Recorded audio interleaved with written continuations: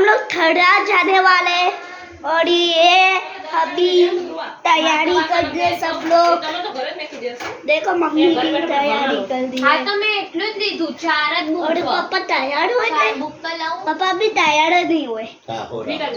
अच्छा टायर्ड नहीं अभी पापा तैयार हो रहे।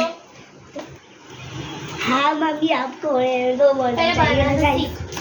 मैं ऐसे ही तो बना रहा हूँ। हाँ तो देख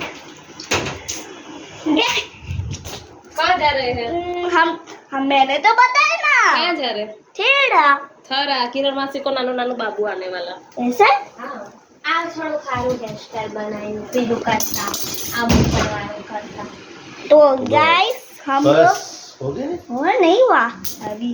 આ લઈ લો બસ આટલું જ લેવાનું है सिर्फ अरे दीदी भूख रही है इसलिए ये बताओ ये पढ़ नहीं रही है। दीदी का एग्जाम आने वाला है।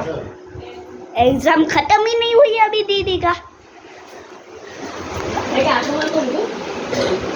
अभी ये बैग ले ले देखो तीना बाल ये हमारा सिगरेट बेड मेरा मतलब ये बेड के नीचे क्या कुछ है।